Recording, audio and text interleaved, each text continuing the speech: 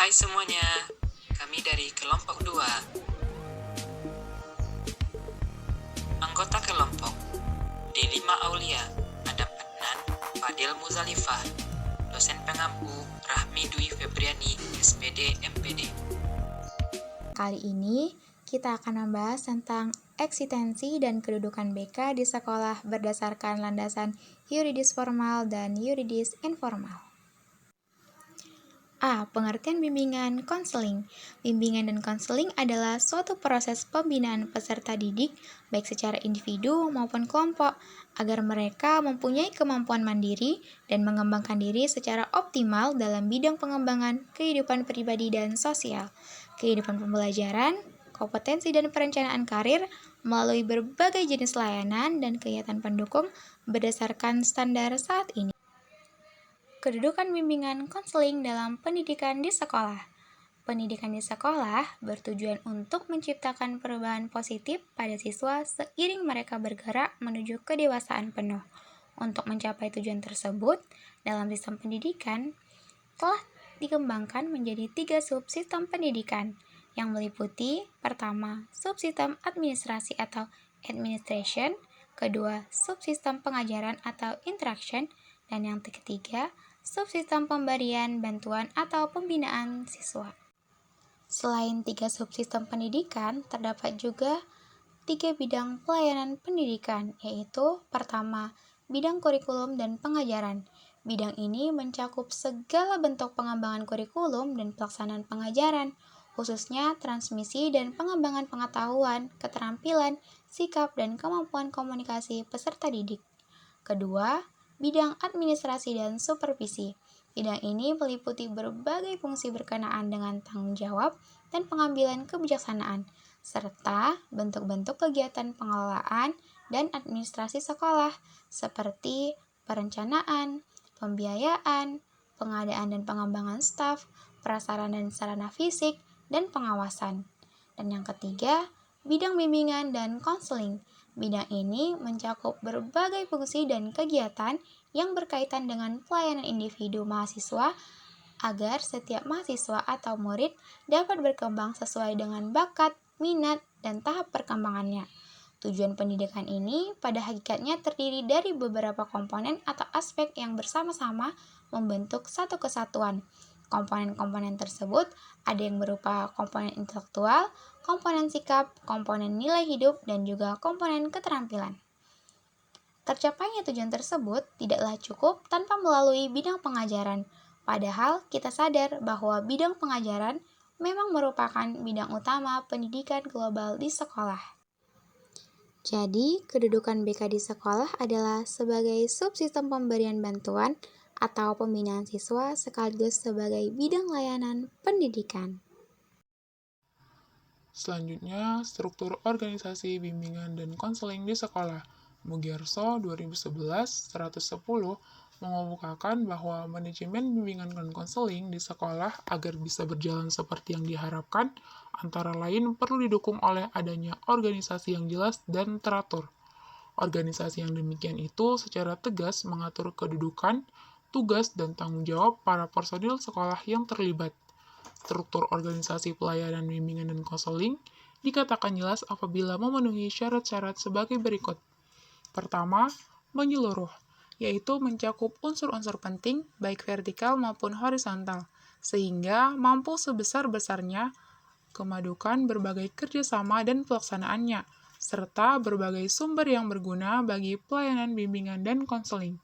Kedua, sederhana, agar kesenjangan antara keputusan pelaksanaan dan upaya pelaksanaan tidak terlalu besar, pengambilan keputusan dapat dilakukan dengan cepat, namun setelah melalui pertimbangan matang dan pelaksanaan kegiatan atau layanan bimbingan dan konsultasi, menghindari permasalahan birokrasi yang tidak perlu.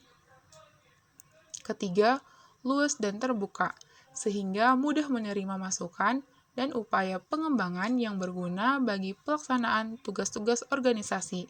4.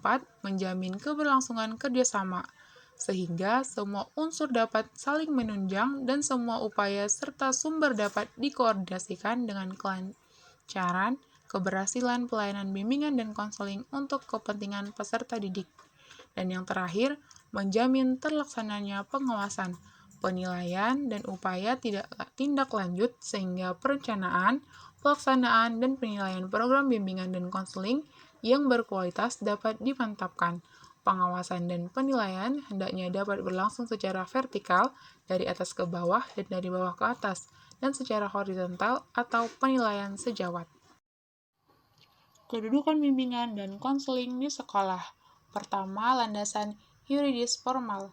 Landasan yuridis formal berkenaan dengan berbagai peraturan dan perundang-undangan yang berlaku di Indonesia tentang penyelenggaraan bimbingan dan konseling yang bersumber dari Undang-Undang Dasar, Undang-Undang, peraturan pemerintah, keputusan menteri, serta berbagai aturan dan pedoman lainnya yang mengatur tentang penyelenggaraan bimbingan dan konseling di Indonesia. Pertama, Kurikulum 1975. 3 jenis layanan pada jalur pendidikan formal yaitu layanan manajemen dan supervisi, layanan pembelajaran, dan yang ketiga layanan bimbingan dan penyuluhan. Kedua, Undang-Undang Nomor 2 Tahun 1989, Bab 10, Pasal 1, Ayat 1. Pendidikan adalah usaha sadar dan terencana untuk menyiapkan peserta didik melalui bimbingan, pengajaran, dan atau latihan bagi perannya di masa yang akan datang. Ketiga, Peraturan Perundang-undangan Nomor 28 dan 29 Tahun 1990, Bab 10, Pasal 25, Ayat 1 dan 2. Bimbingan adalah bantuan kepada peserta didik untuk memahami diri, mengenal lingkungan, dan merencanakan masa depan. Bimbingan dilakukan oleh guru pembimbing. Keempat, Keputusan Menpan Nomor 84 Tahun 1993 tentang jabatan fungsional guru dan angka kreditnya. Tugas pokok guru pembimbing adalah menyusun program pembimbing, melaksanakan program bimbingan, dan mengevaluasi. Kelima, pelaksanaan program bimbingan, analisis hasil pelaksanaan bimbingan, dan tindak lanjut pelaksanaan program bimbingan terhadap peserta didik yang menjadi tanggung jawabnya. Keenam, Undang-Undang Nomor 20 Tahun 2003, Bab 1, Pasal 1, Ayat 1. Pendidik adalah tenaga kependidikan yang berkualifikasi sebagai guru, dosen, konselor, pamong belajar, widyaswara, tutor, instruktur, fasilitator, dan sebutan lainnya sesuai dengan kekhususannya serta berpartisipasi dalam penyelenggaraan pendidikan. Dan masih banyak lagi peraturan-peraturan lainnya yang ada di Indonesia. Landasan yuridis informal. Terdapat 3 landasan dalam yuridis informal ini. Pertama, landasan psikologis. Psikologis adalah studi tentang perilaku individu. Dasar psikologis, bimbingan, dan konseling adalah memberikan pemahaman terhadap perilaku yang menjadi sasaran pelayanan atau pelanggan. Hal ini penting karena bidang bimbingan dan konseling adalah tentang perilaku klien yang perlu diubah atau dikembangkan jika ingin mengatasi permasalahan yang ingin dihadapinya atau ingin mencapai tujuan yang diinginkannya. Untuk kepentingan layanan bimbingan dan konseling, sejumlah aspek psikologi yang perlu dikuasai oleh para pembimbing atau konselor adalah: pertama, motif dan motivasi.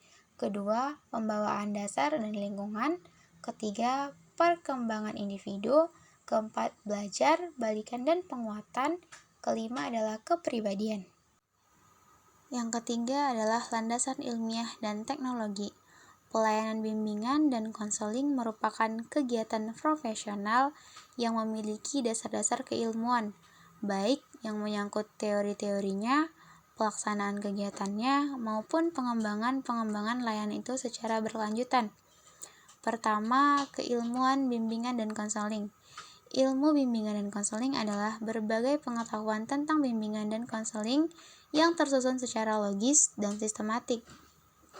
Kedua, peran ilmu lain dan teknologi dalam bimbingan dan konseling. Bimbingan dan konseling merupakan ilmu yang bersifat multireferensial.